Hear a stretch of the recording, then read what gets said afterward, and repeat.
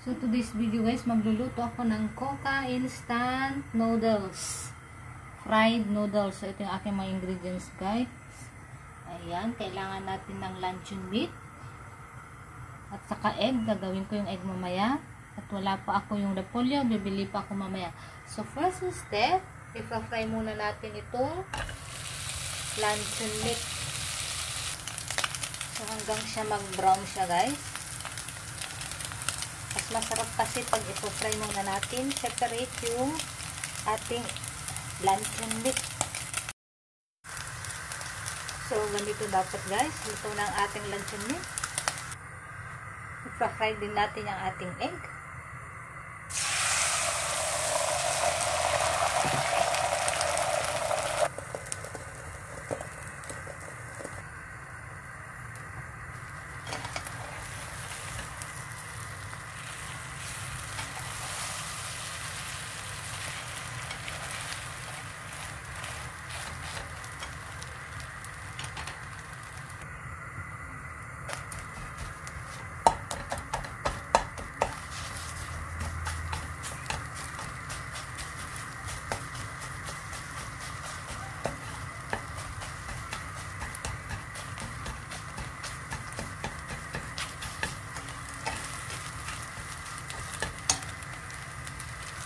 So, ayan guys, dinurog ko na yung egg para hindi na kailangan hiwa-hiwain mamaya.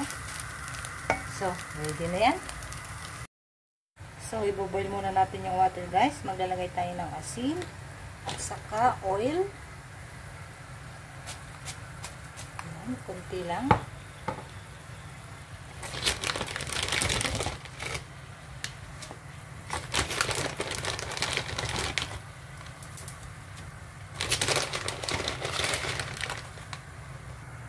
So, ayan, i-boil muna natin hanggang sa maluto. So, okay na ito guys. Huwag natin masyadong lantain kasi ipa-fry pa natin mamaya. Off na natin. Ayan, masala na. Set aside muna natin yan guys. Maglagay na tayo ng konting oil.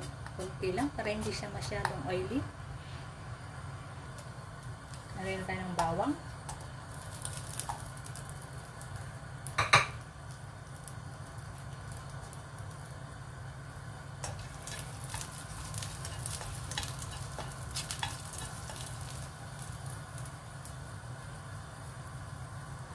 So, kapag lumabas na yung aroma, ilalagay na natin yung onion.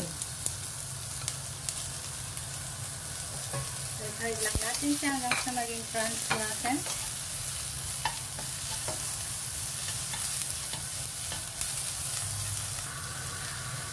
Ayan, pag okay na, ilalagay na natin yung carrots.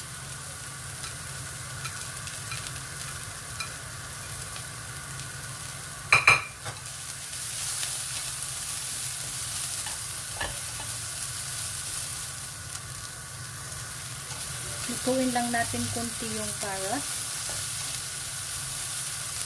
Ayan, pag okay na, lalagay na natin yung French bean.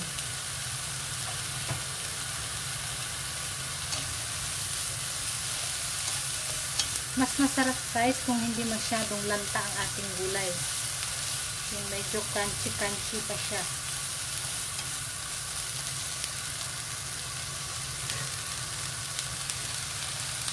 So, kapag okay na siya guys, maglalagay na tayo ng seasoning. Oyster sauce.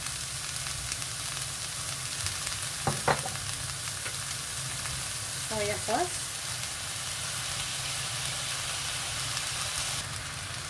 Ground pepper.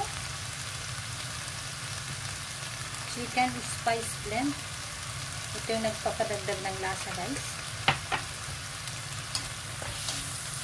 Haluin muna natin.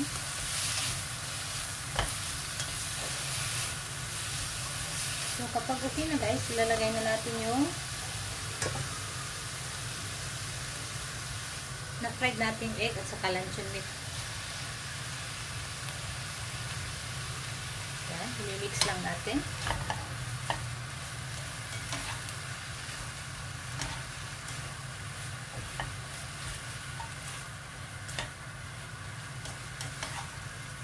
na-mix na, pwede na tayo maglagay ng water. So, kailangan yung warm water, guys. Ayan, konti lang muna.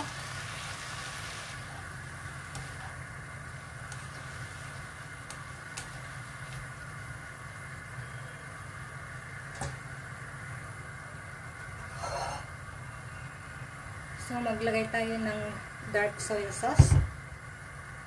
So, konti lang guys, pampakulay lang. Ayan. At saka yung ating fish sauce o patis. Ayan, konti lang muna.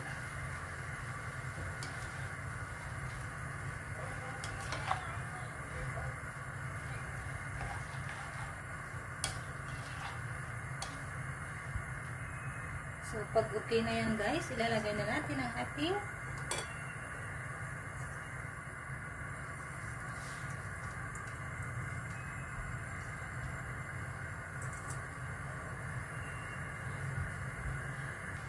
then, saka natin hahaluin. I-mix natin yung ating coca noodles sa ating ingredients. Sorry naman, natapong konti. Sinsya na guys, hindi pa ako masyadong marunong mag-chopstick.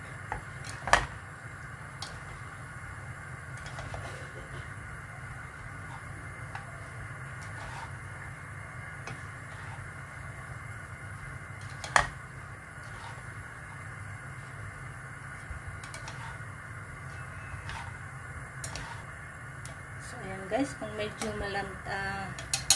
dry, dagdag tayo ng water. Ayan, kailangan boiling water. Kunti lang. Then, mix natin lang mabuti. Para ma-spread yung lasa sa ating noodles.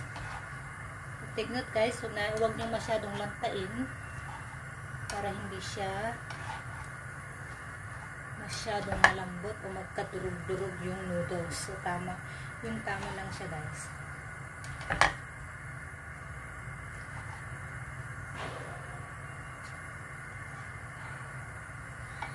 So, ayan, okay na ang ating fried coca. So, thank you guys for watching. Kung bago ka pa lang sa aking channel, please subscribe now and hit the notification bell for more updated videos. So, thank you guys.